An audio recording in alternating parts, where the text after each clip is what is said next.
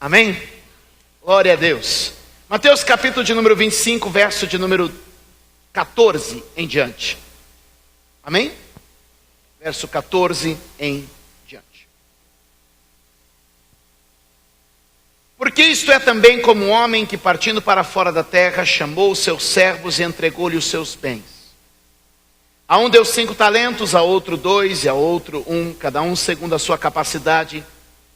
E ausentou-se logo para longe. Tendo ele partido, o que recebera 5 talentos, negociou com eles e granjeou outros 5 talentos. Da mesma sorte, o que recebera 2, granjeou também outros 2. Mas o que recebera 1 foi e cavou na terra e escondeu o dinheiro do seu senhor. E muito tempo depois veio o senhor daqueles servos e fez contas com eles. Então aproximou-se o que recebera 5 talentos e trouxe outros 5 talentos, dizendo: Senhor, entregaste-me 5 talentos, eis aqui outros 5 talentos que granjeei com eles. E o Senhor lhe disse: Bem está, servo bom e fiel. Sobre o pouco foste fiel, sobre o muito te colocarei, entra no gozo do teu Senhor. 22. Chegando também o que tinha recebido 2 talentos, disse: Senhor, entregaste-me 2 talentos, eis aqui que ganhei outros 2 talentos. E disse ele assim: Senhor, bem está bom e fiel servo. Sobre o pouco foste fiel, sobre o muito te colocarei, entra no gozo do teu Senhor. Mas chegando também o que recebera 1 talento, disse: Senhor, eu conhecia que és um homem duro, que ceifas onde não semeaste, e ajuntas onde não espalhaste, e atemorizado escondi na terra o teu talento, e aqui tens o que é teu. Respondendo, porém, o seu senhor disse-lhe: Mau e negligente servo, sabes que ceifo onde não semeei, e ajunto onde não espalhei. Devias então ter dado o meu dinheiro aos banqueiros, e quando eu viesse receberia o meu com juros. Tirai-lhe, pois, o talento e dai ao que tem os 10 talentos. Porque a qualquer que tiver será dado e terá em abundância, mas quem não tiver, até o que tem lhe será tirado. Lançai, pois, o servo inútil nas trevas exteriores, e ali haverá pranto e ranger de dentes. Amém? Que o Espírito Santo nos guie nesta palavra. Quantos podem dizer amém? Que o Senhor me dê boca para falar e dê a ti ouvidos para ouvir. Quantos podem dizer amém? Que os meus lábios pronunciem aquilo que o Senhor tem para nós nesta noite, e que este ambiente seja tomado pelo Espírito da revelação da palavra no coração de cada um. Será que a igreja pode dizer amém? Vamos dar um aplauso ao Senhor pela sua palavra, pela leitura bendita da Bíblia. Amém? Este é um livro apaixonante, nós devemos viver por ele. Me preocupa algumas pessoas que vivem uma fé, uma predestinação fatalista. Explico o que é já. Uma pessoa que vive uma predestinação fatalista é aquela que diz assim: olha, o que tem que ser, será. Se é o que Deus preparou, ninguém põe a mão. O que Deus tem para mim, com certeza virá. Muitas vezes nós colocamos isso como se nós não tivéssemos parte alguma naquilo que Deus deseja fazer na nossa vida. Muitas vezes nós colocamos isso como se nós descêssemos aqui na terra como robôs programados que receberam um chip, um programa, e você vai executar, rodar esse programa. Anulamos nossa escolha, anulamos nossa vontade, anulamos nossa iniciativa. Deixa eu te dizer, eu quero liberar essa palavra para você.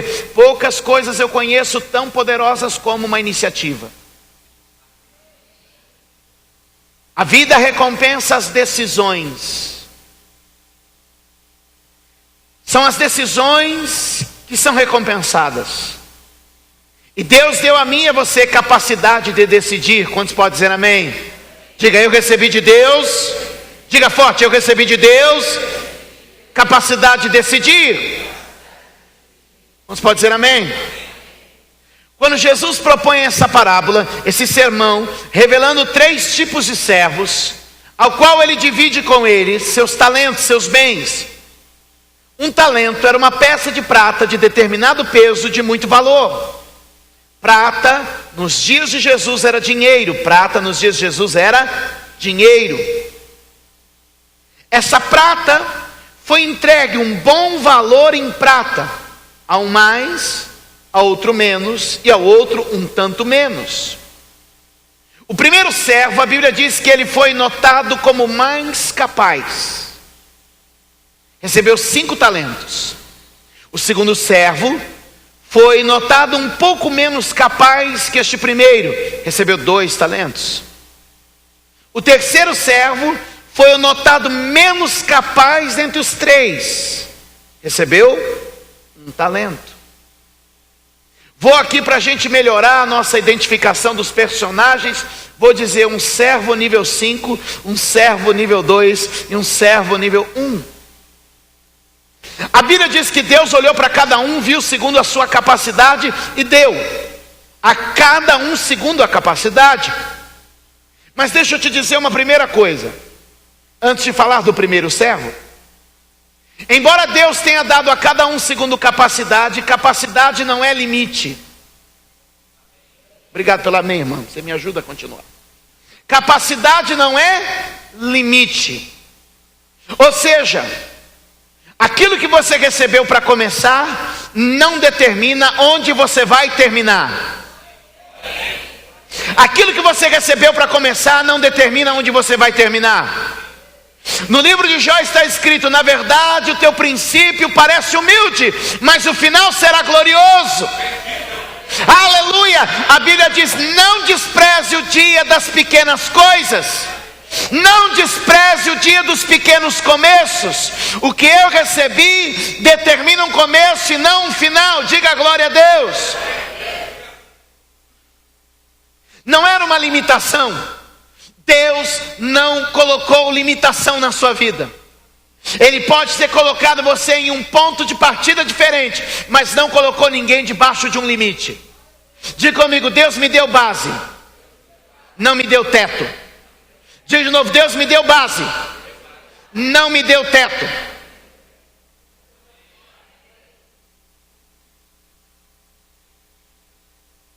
A Bíblia vai dizer em João capítulo 14 o seguinte: aquele que crê em mim, verso número 12, 14 e 12, aquele que crê em mim fará as mesmas obras que eu faço e ainda as fará maiores. O que Jesus está dizendo? Eu não sou o seu teto, eu sou a sua base.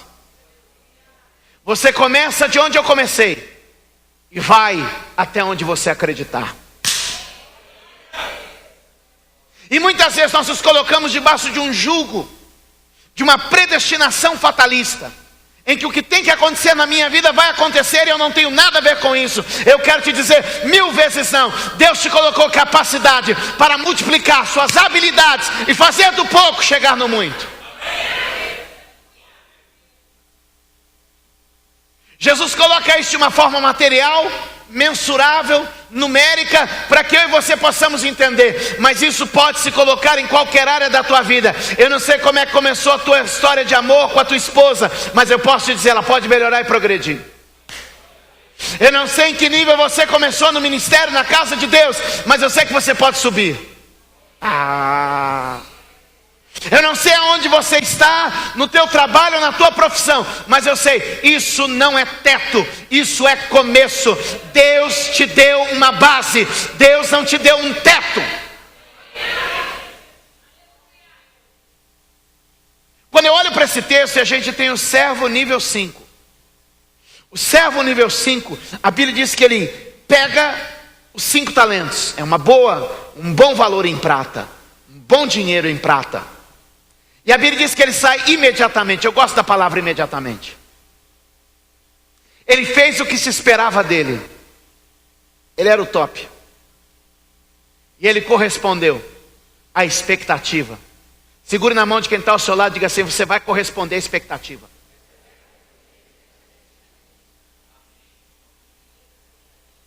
Você vai corresponder à expectativa. E a Bíblia diz que ele saiu a multiplicar talentos. E quando o prazo foi cumprido, ele tinha 10. Então ele já não era mais um servo nível 5. Ele agora era um servo nível 10. Porque ele cresceu.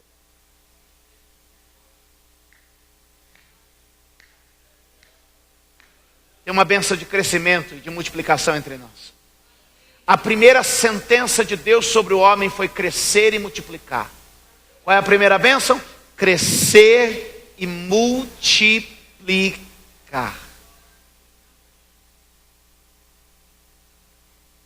Esse homem sai e corresponde com a expectativa. Ele explora o seu potencial. Diga comigo, potencial. Diga de novo, potencial. O que é potencial? Hã? Pergunte o quê? O quê? Eu respondo. O que é potencial? Potencial é tudo aquilo que você pode ser, mas ainda não é. Isso é potencial. Tem muito potencial dentro de você. Tem muito potencial no reino de Deus, tem muito potencial na família, tem muito potencial no trabalho, tem muito potencial dentro de você. Muita coisa que você pode ser, mas ainda, e você tem que explorar isso. Ele era um homem nível 10, mas começou nível 5. O que Deus te deu não é um teto. O que Deus te deu é uma base. Ser fiel no pouco, e sobre o muito, Ele vai te colocar. Quem recebe isso? Eu sinto que é uma libertação acontecendo aqui. Servo nível 2, esse aqui é importante para nós. O nível 5 foi sem surpresa, ele saiu e fez o que esperava-se dele. Mas o nível 2, ele me encanta. E por que ele me encanta? Verso de número 17 do texto que lemos, diz que da mesma maneira, ou da mesma sorte, ou de igual forma, nessa tradução está da mesma sorte. O que negociou 5 saiu para negociar. Recebe e sai. Que recebeu 5, sai. E o que tem 2 faz o quê? Olha e vai atrás. É isso que me encanta nele.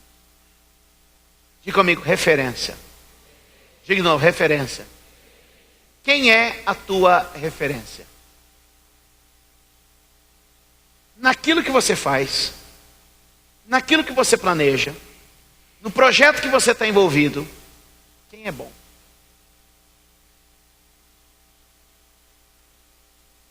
Quem tem sucesso? Quem está glorificando a Deus? Quem é modelo? Quem te inspira? Segura na mão de quem está ao seu lado, dá mais uma sacudidinha e fala assim, queria te avisar um negócio. Tem alguém melhor que você.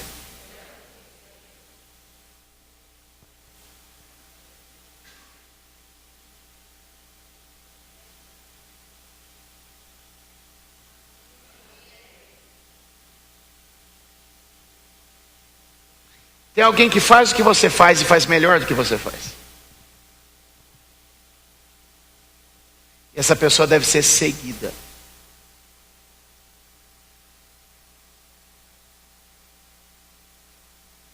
Essa pessoa deve ser imitada, copiada. Ele tem algum valor que você não tem. Ele pode acrescentar valores a você.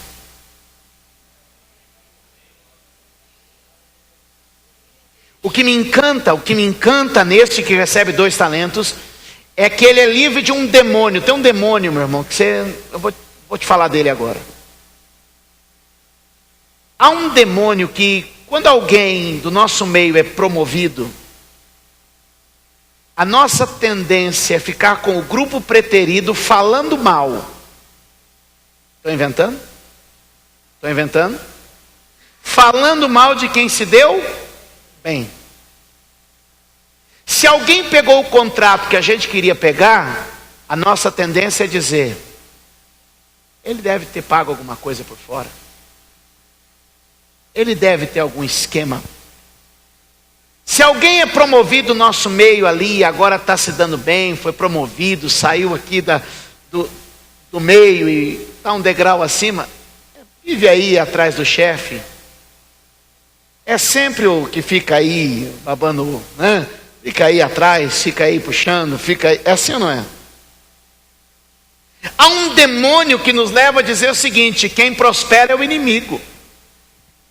Quem vai para frente é porque fez alguma coisa errada.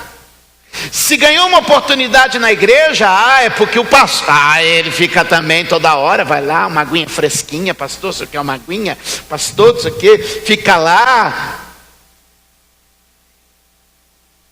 E há um demônio que coloca e aprisiona as pessoas na mediocridade.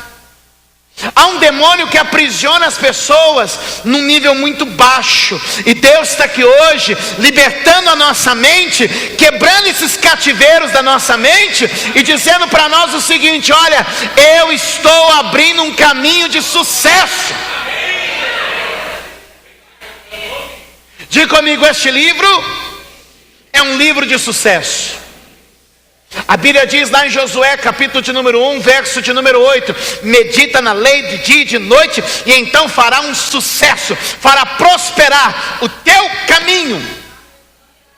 Deus está abrindo um caminho, e alguém talvez já foi na frente para te inspirar. A minha Bíblia, meu amado, que me encanta, capítulo 25, verso 17: da mesma sorte o que recebera, da mesma sorte foi atrás, seguiu o caminho do sucesso. Diga para quem está ao seu lado: não tema trilhar o caminho dos bem-sucedidos.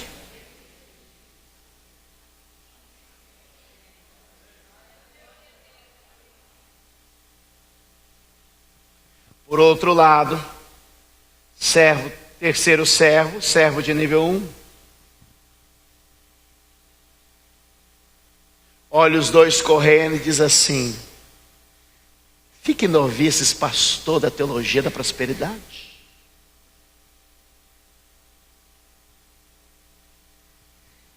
Vida materialista, só pensa em ganhar. Eu, na minha santa reverência, vou pegar o talento, vou cavar, vou enterrar, e puro e santo esperarei a volta do meu Senhor.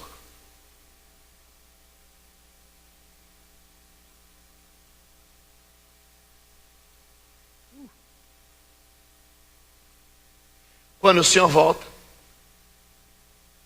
o que receberá 5 agora tem 10. Progrediu, prosperou, melhorou. O que recebeu 2 agora tem 4. Progrediu, prosperou, melhorou. Mas o que receberá 1 talento tem um discurso religioso, atemorizado, porque eu não perdi o temor do Senhor, sabendo da sua severidade e da sua rigidez, não me corrompi como os demais. Guardei o teu talento, tens aqui o que é teu. Expectativa dele que fosse elogiado, valorizado, por tamanho temor e fidelidade. Mas o que ele recebe é uma reprovação. E o Senhor diz assim para ele: ao menos entregasse aos banqueiros, alguém que saiba trabalhar com dinheiro, alguém que saiba multiplicar o talento. Talvez você não me trouxesse muito, mas trouxesse algo mais. Ele olha para aquele servo e diz: você é inútil. Deixa eu te dizer, nem todos somos dotados das mesmas habilidades, mas todos nós temos alguma coisa para somar, multiplicar e acrescentar no reino de Deus. Nem todos nós podemos pregar como o bispo Júlio. Grande coisa. Nem todos podemos cantar como a Dani. Quantos entendem? Quantos entendem isso? Nem todos podemos organizar um salão de culto como o pastor Brito.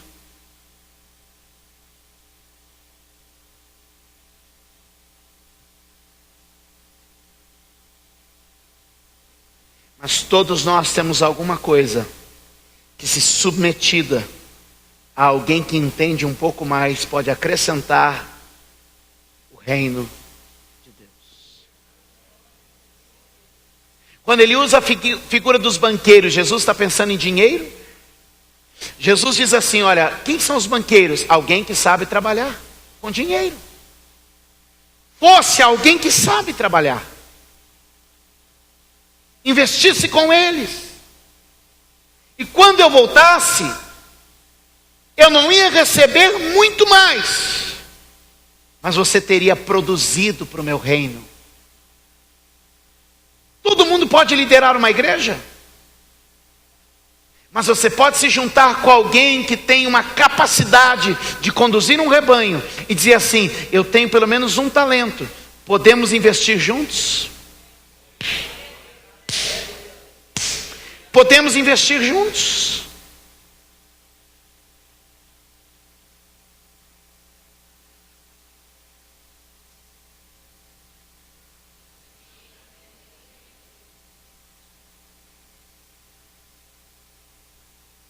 Esses dias eu recebi uma proposta. Há 2 anos e meio, 3 anos atrás, eu orei com uma pessoa que queria comprar um banco. Eu orei com essa pessoa. O processo de você comprar um banco é uma coisa... Há 2 anos e meio, 3 anos atrás, e final do ano passado, meio do ano passado, essa pessoa concretizou a compra do banco. Agradeceu, olha, Deus respondeu, tal. E algum tempo atrás eu recebi um e-mail. Olha só, você não gostaria de investir e ter nesse banco 0,000 tanto desse banco? Você coloca tanto, isso vai se multiplicar e tal. Eles sabem trabalhar. Eles sabem trabalhar. Eu não. Não fiz o negócio, tá, gente? Só me mandou por gratidão.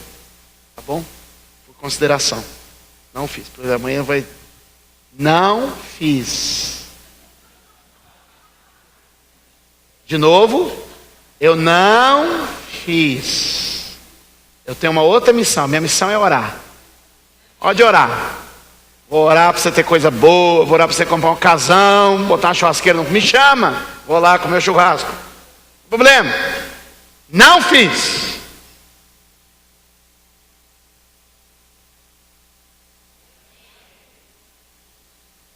Mas o que essa pessoa tinha? Ela tem um conhecimento, um know-how que eu não tenho. O que o Senhor está dizendo é o seguinte: se você talvez não tenha tanto para tocar sozinho, se coloca debaixo de alguém. Isso é humildade, isso é quebrantamento. Existem pessoas que vão compensar sua deficiência e potencializar você. É por isso que a comunhão é importante, porque tem gente capaz de fazer você render mais. É por isso que tem um demônio que quer deslocar você da igreja, porque na igreja vai ter gente com alguma capacidade que vai fazer com que a sua produção seja maior. Quantos me entendem? Mas a relação dele com as coisas torna ele, condena ele. Onde você está? O que Deus tem posto em suas mãos? Qual é o chamado de Deus para a sua vida? Aonde Deus pode te levar? Fala alguns textos aqui. Ouça. Escute. Quando Deus tira Israel do Egito, eles trabalhavam como? Escravos. Seu serviço como escravo era fazer tijolos. E por recompensa do seu serviço, eles recebiam uma ração diária, uma porção diária que os mantinha vivos, com alho e cebola. Quando Deus os tira do Egito, Deus tem 2 caminhos. Diga comigo, 2 caminhos. Diga de novo, 2 caminhos.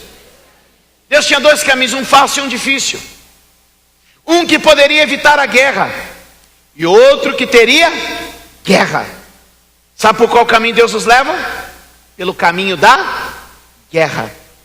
E quando eles vão pelo caminho da guerra, ainda que mais difícil, mais penoso, alguns dos escravos querem voltar para o Egito, porque a mentalidade do escravo é ganhar, é receber.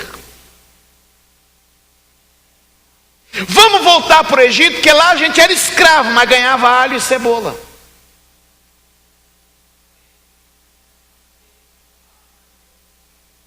Como se escraviza? Dando.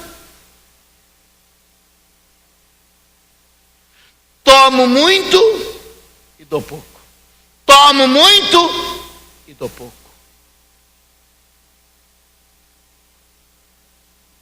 Toma o seu futuro.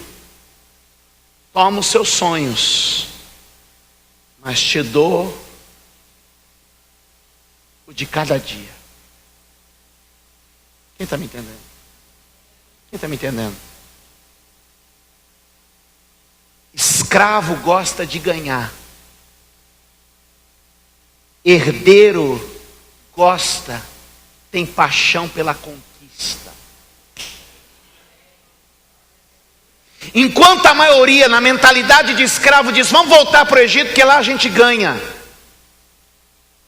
Os herdeiros diziam: vamos subir essa terra, vamos ter ânimo, vamos batalhar, porque certamente Deus vai se agradar de nós, e Ele vai nos favorecer, e nós vamos vencer esse inimigo. Quantos me entendem? Venha comigo, por favor, para 1 Timóteo, capítulo de número 6. E na tela, faz para mim na tela, antes de ir para 1 Timóteo, você bota Provérbios 17:2. Provérbios 17:2 na tela. E você vai com a sua Bíblia para 1 Timóteo 6.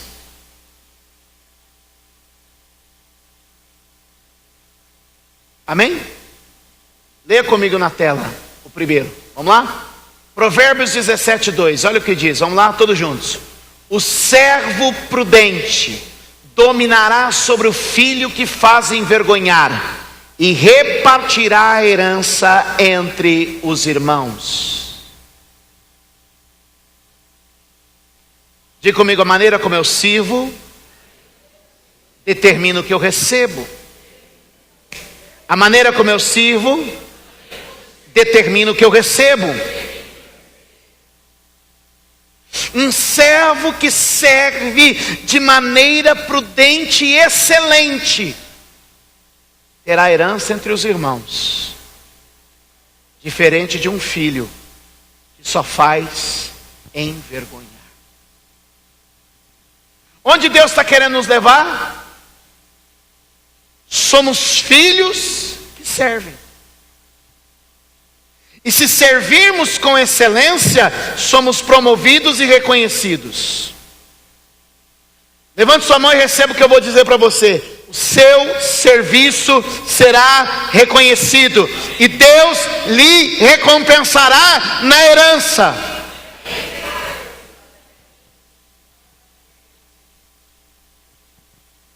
A maneira como eu sirvo pode glorificar a Deus. Observe que o texto que lemos lá no telão diz: filho que envergonha. Verso 1 e verso 2 de 1 Timóteo 6. Verso 1 e verso 2 de 1 Timóteo 6. Todos os servos que estão debaixo do jugo estimem seus senhores por dignos de toda a honra, para que o nome de Deus e a doutrina não sejam blasfemados. Verso 2: e os que têm senhores crentes não desprezem por serem irmãos, antes os sirvam melhor, porque eles que participam do benefício são crentes e amados. Isto ensina e exorta. Uau! Relações de trabalho nos dias de Paulo. Ele diz: se você trabalha para alguém que é ímpio, honre ele, para que o nome de Deus não seja envergonhado.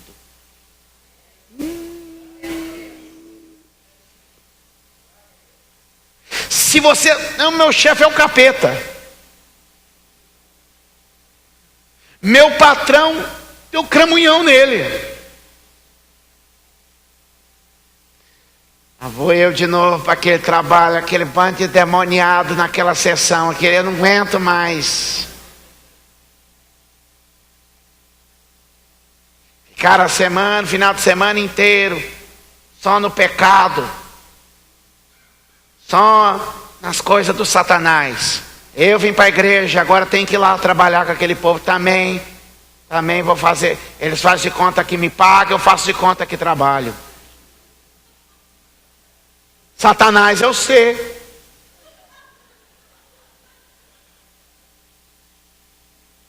Escuta.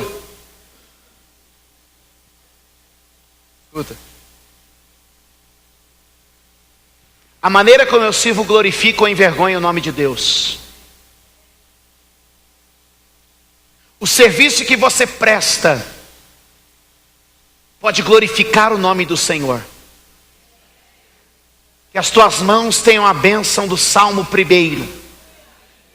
Onde você tocar, prosperará. Que sobre ti esteja a bênção da excelência, da dedicação e da capacidade. E que Deus seja glorificado aonde você atua. Eu sei que o céu está destilando unção aqui agora. Eu sei que o Espírito está quebrando o cativeiro do relaxo, da displicência, da preguiça, do engano. Deus está levantando aqui profissionais, servos, amigos, vizinhos, prestadores de serviço, empresários, habilidosos e capazes, que vão glorificar a Deus naquilo que fazem. Deus há de ser exaltado. A igreja não servirá de vergonha.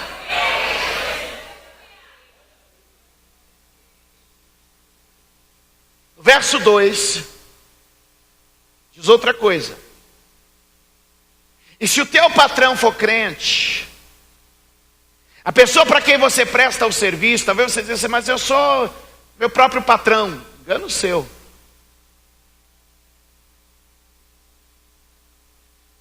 Quando você é dono da sua empresa, você tem uma carteira de cliente de 100 clientes, você tem 100 patrões. Você tem uma carteira de cliente de 1000 clientes, você tem 1000 patrões. Você trabalha numa empresa, você tem um patrão.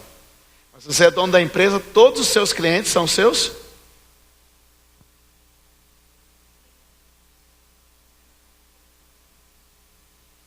É eles que decidem se você continua lá ou se você fecha as portas. Se você presta o serviço para o ímpio, que a doutrina e a fé não sejam envergonhadas, mas que o nome de Deus seja glorificado no que você faz. E se o seu patrão, ou a pessoa para quem você presta o serviço, for crente, aí meu irmão, paz do Senhor, cheguei tarde porque o bispo atrasou o culto ontem, a culpa é minha.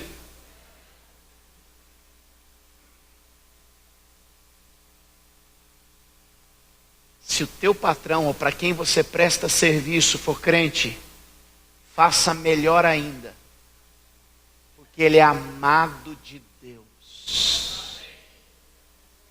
Não faça só pelo salário, não faça só para que Deus seja glorificado, faça porque você o ama.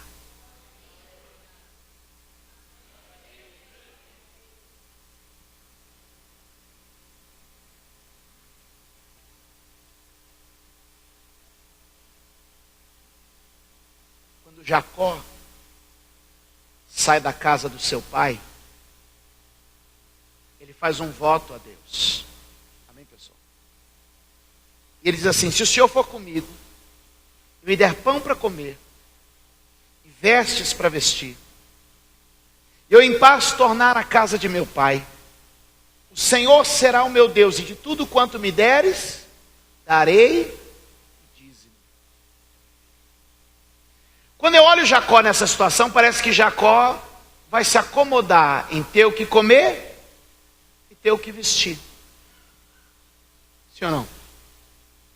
E parece até que a gente tem que se acomodar com isso. Ter o que comer, o que vestir.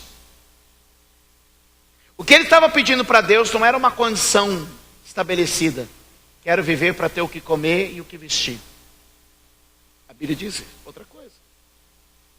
A Bíblia diz que aquilo era só o começo da história de Jacó. Alguns capítulos à frente, mais precisamente no capítulo 30, a Bíblia diz: então o homem prosperou. Teve rebanhos, servos e servas a seu serviço. Mas o que tem no meio entre o homem que está pedindo a Deus para que pelo menos lhe dê pão e vestes, e o homem rico, do capítulo 30, sabe o que tem? Vou te dizer: serviço dedicado que glorificava ao Senhor. A Bíblia diz que quando ele chegou para negociar o seu salário com Labão, sabe qual era o seu argumento? O argumento era o seguinte: a luz está cara, o combustível aumentou, colégio das crianças, já estou com 12 filhos, o arroz está pela hora, com 12 filhos, imagina a panela de arroz, pelo amor de Deus.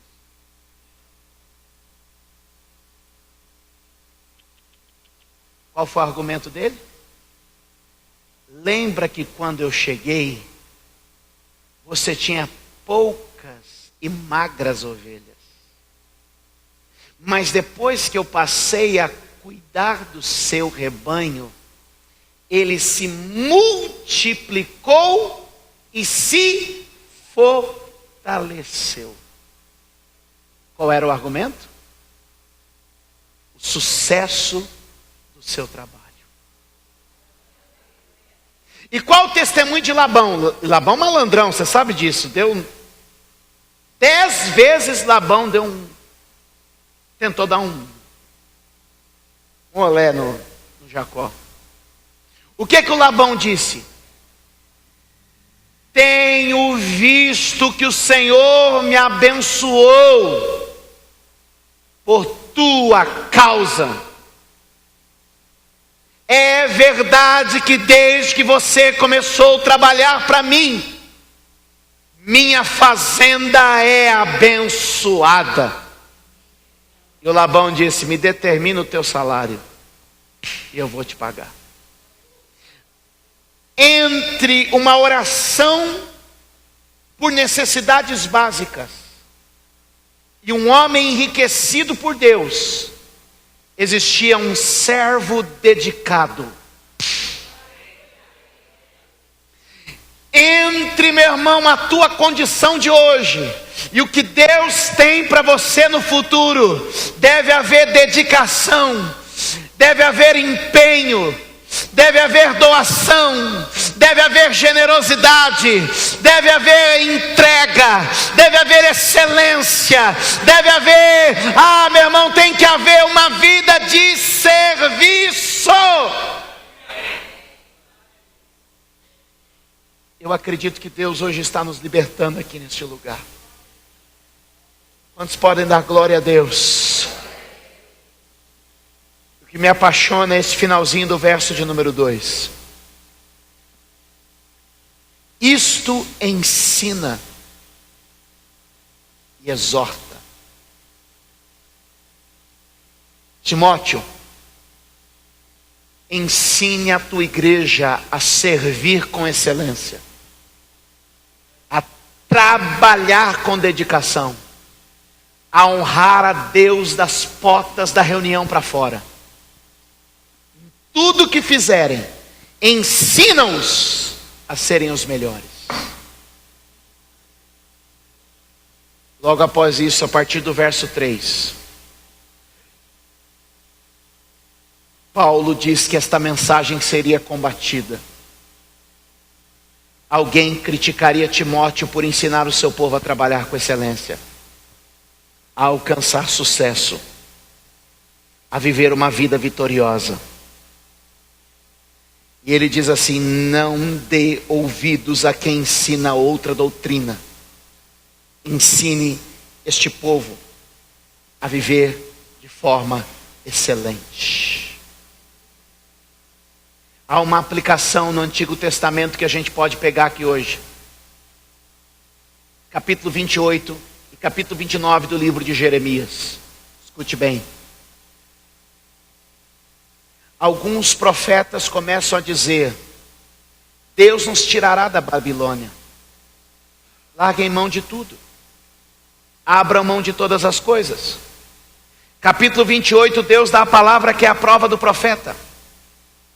Jeremias disse assim: se um profeta profetizar algo, e isso acontecer, então é profeta de Deus. Mas se não acontecer, não é profeta de Deus.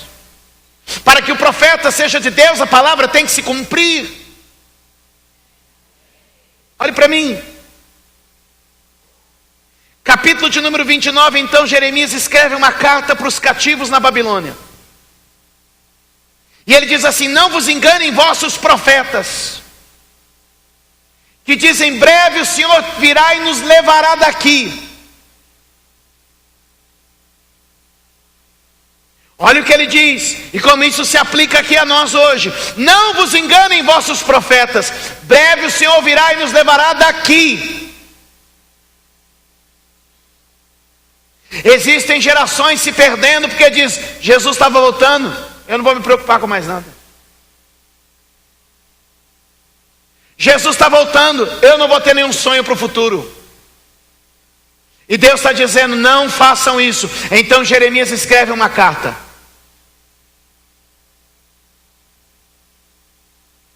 E ele diz: não vos enganem vossos profetas, que vos dizem: breve o Senhor virá e nos levará daqui.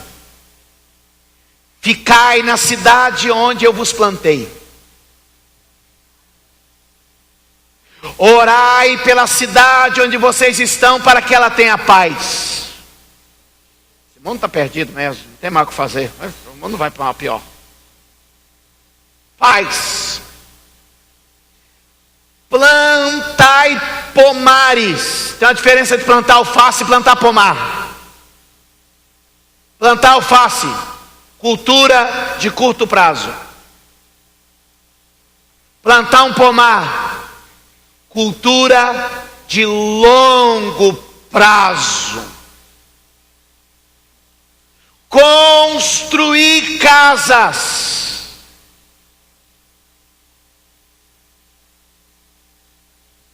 Eu não queria falar essa última, mas eu vou falar. Dai vossas filhas a maridos.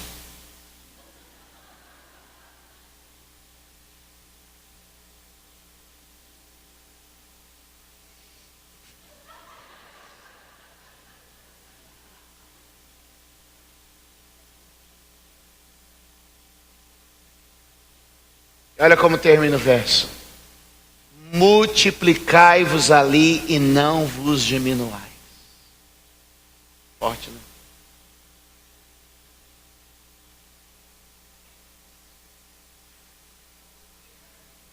Construa uma vida próspera. Construa uma vida que abençoe onde vocês estão. Construa uma vida que favoreça o vosso redor. Sejam sal, sejam luz, sejam bênção aonde vocês estiverem. Verso 11 de Jeremias 29 diz: pois eu bem sei os planos que tenho a respeito de vós, pensamentos de paz e não de mal, para vos dar o fim que esperais. Deus tem planos de prosperidade para nós. Deus tem plano de sucesso para mim e para você nessa terra. Oh, se você puder entender isso e deixar as algemas caírem neste lugar, você foi chamado para servir e trabalhar com excelência. E o que você faz vai impactar positivamente a vida das pessoas, e elas verão que Deus está com você.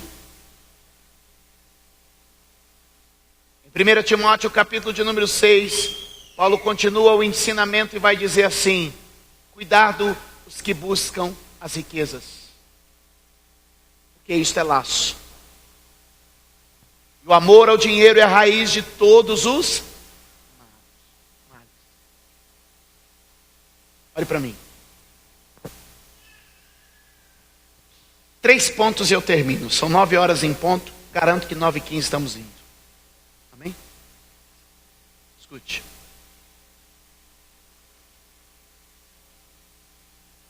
Olha aqui. Pare de criar os seus filhos para ganhar dinheiro.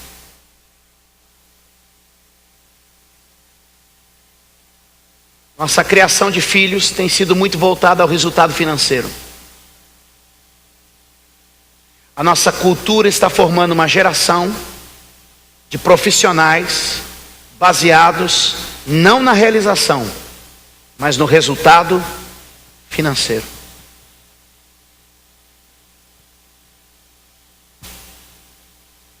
Mãe, quero ser professora. Não, minha filha, vai ser médica, paga mais. Quem está me entendendo? Pai, gosto tanto de carro, vou fazer um curso de mecânica, quero ser um mecânico. Não, meu filho, vai ser um doutor. Isso não paga bem, não. E a gente está procurando remuneração em vez de procurar realização. Pai, vou para o ministério. Pelo amor de Deus, meu filho, sai dessa. Quero ser músico.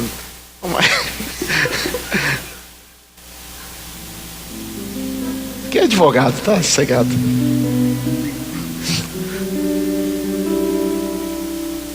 Às vezes nós estamos indo por caminhos em que o dinheiro se torna um laço para nós. O resultado financeiro é a única motivação que muitos têm para sair de casa e trabalhar. O resultado financeiro é a única motivação que alguns têm para fazerem o que fazem. E Deus está dizendo que você tem a realização como propósito. Que você tem a sua vocação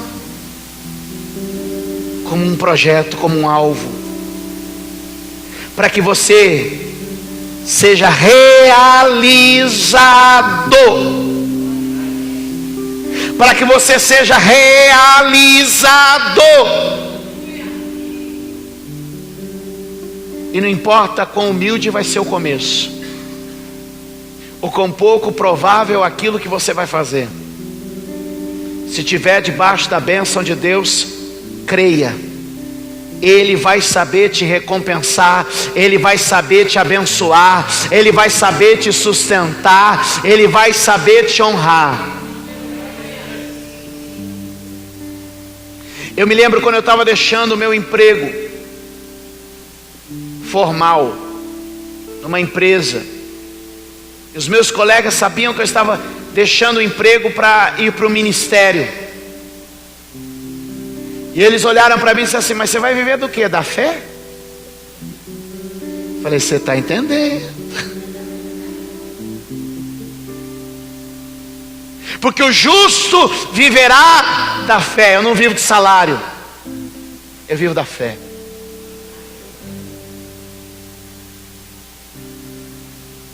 Você não vive de salário, você não vive do pagamento. Você vive de estar debaixo da vontade de Deus. Você vive de viver uma vida de propósito. Talvez o caminho que você escolheu hoje não pague tão bem, mas se é o que te realiza, o que te faz ser uma bênção na vida das pessoas, é melhor ser realizado do que viver atrás do dinheiro.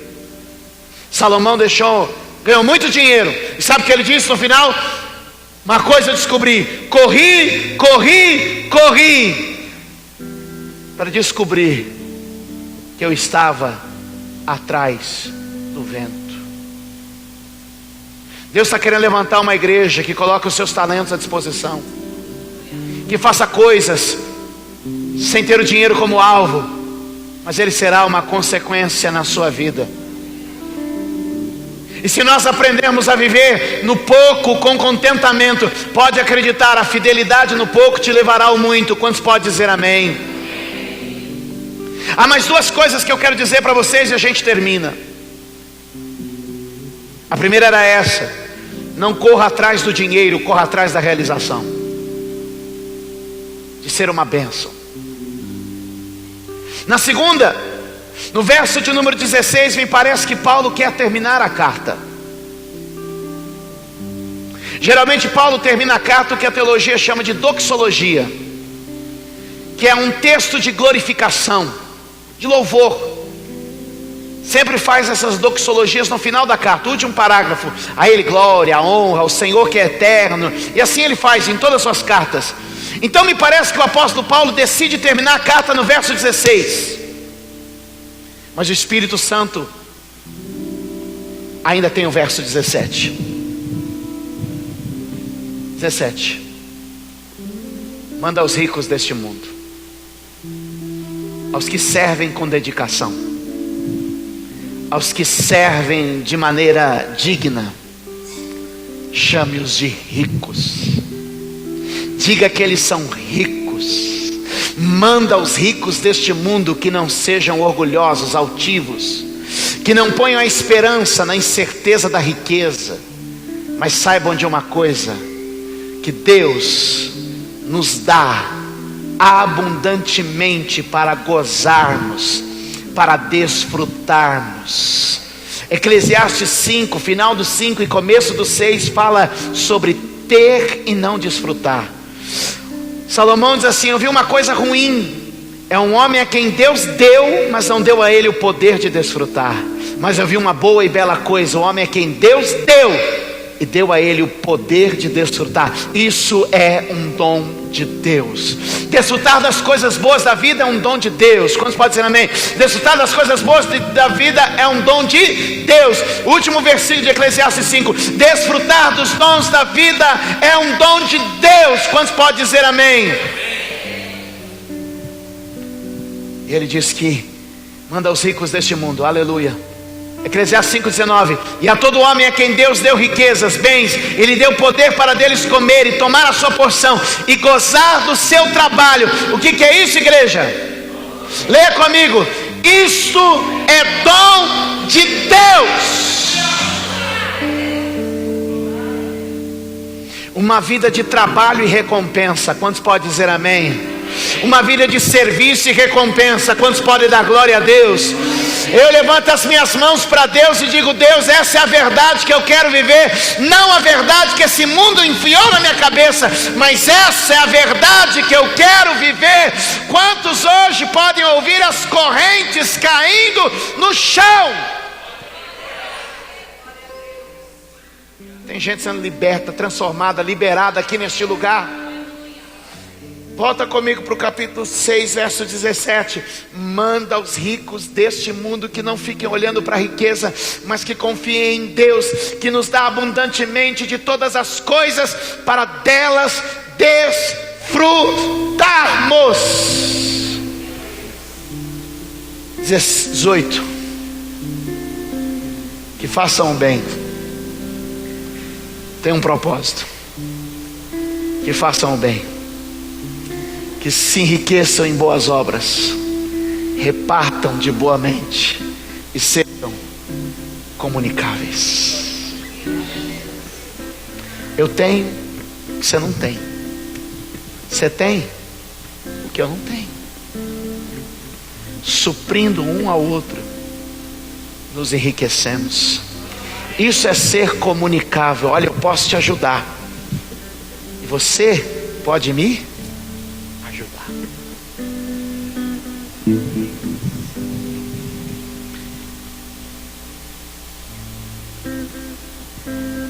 Verso 18: Os dois textos que lemos, que usamos como base, terminam igual. Como termina a parábola dos 10 talentos? Falando do destino eterno daquele servo negligente, dizendo que ele não desfrutaria da eternidade na presença de Deus, porque ele não soube como lidar com as coisas. E aqui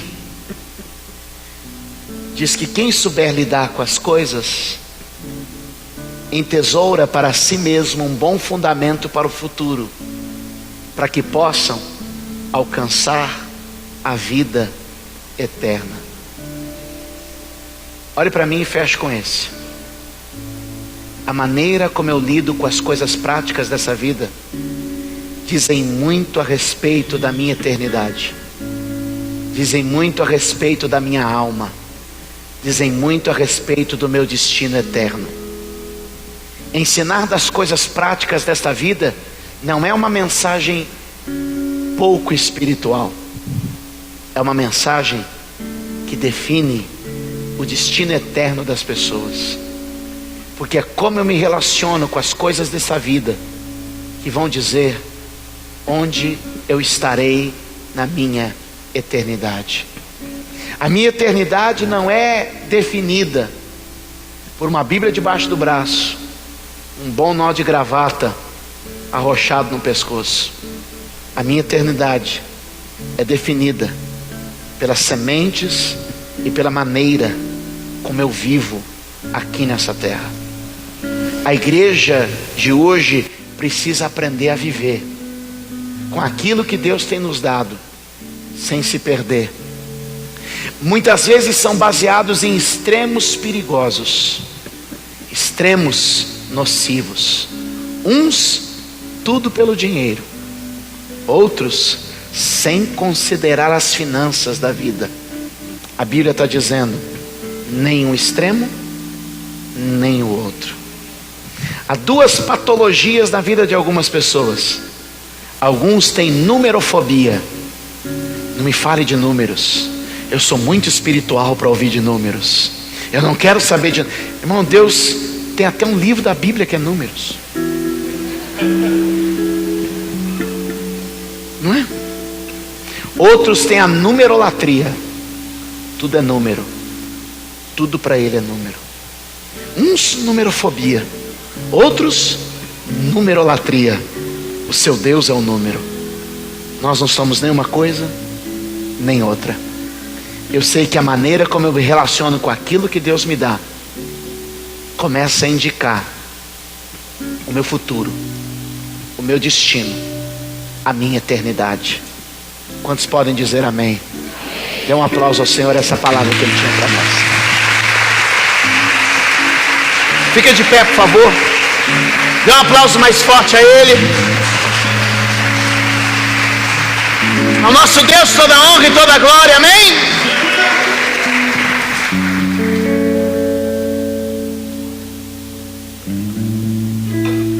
Dê a mão à pessoa que está ao seu lado. Oh, aleluias. Oh, glória a Deus, glória a Deus, glória a Deus, glória a Deus, glória a Deus. Graças a Deus pela sua palavra. Irmãos, eu sinto que hoje é um dia de maior libertação, das maiores libertações aqui na igreja. Eu sinto que hoje o Espírito Santo está trabalhando aqui agora e reconstruindo mentes, corações, liberando a visão de algumas pessoas. E eu quero dizer, você vai ser um sucesso em Deus. Isso pode se aplicar a qualquer área da sua vida. A doação é sempre o melhor caminho. Comece a orar aí onde você está. Pai, eu quero orar com meus irmãos nesta noite. Encerramos esta reunião tão abençoada. E eu sei, meu Deus, que tem coisa grande sendo liberada para este povo, pois o Senhor os está preparando para mais. Eles estão sendo desafiados aí para o próximo nível. Estão sendo empurrados, ó Deus, levados, conduzidos, ó Deus, a um tempo de crescimento, eu creio. Senhor, se alguém no nível 5, leve para o nível 10. Se alguém no nível 2, leve para o nível 4. Se alguém no nível 1, leve para o nível 2. Multiplica, prospera, dobra, abençoa. Traz a vitória em tudo que fazem. Senhor, eu oro neste dia para que o céu se abra sobre a igreja de Cristo, que a bênção do Senhor esteja em tudo que fizermos e realizarmos, conforme o Salmo 1. Senhor, eu te peço que esta semana, este mês, este ano, seja de sucesso, de conquista, de vitória.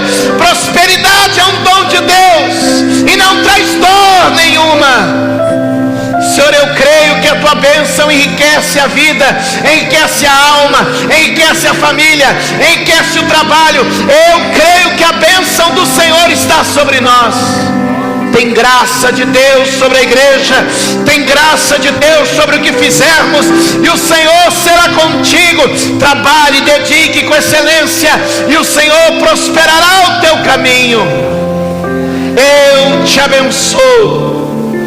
Em nome do Pai, do Filho e do Espírito Santo. Aleluia. E a minha oração é a oração de 3 João 2, que diz: rogo-te que te vá bem e que sejas próspero em tudo, assim como próspera é a tua alma. Que Deus abençoe essa igreja reunida, que o cativeiro da mentalidade medíocre, da acomodação, caia por terra nesta noite. Você está debaixo de uma palavra. Por onde você for, Deus vai te honrar. No que você fizer, Deus será contigo. Seja realizado no trabalho, seja bendito onde chegar. Prospere o ambiente à sua volta, e a prosperidade entrará em sua vida. Seja um abençoador, e as bênçãos não se afastarão de ti. Tome posse do que Deus tem para você.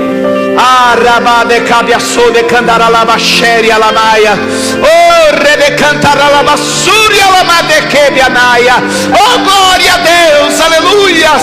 Deus está abençoando por toda esta igreja. Deus está abençoando por todo este lugar, aleluia. Oh meu Pai, oh meu Deus, oh aleluia, oh aleluia, oh meu Pai, oh meu Deus. Levante a mão do seu irmão. Diga: tudo quanto fizermos, com a bênção de Deus, prosperará. Diga glória a Deus. Dê um aplauso bem forte ao Senhor Jesus. Dai glória a Deus. Vamos cantar o refrão da canção.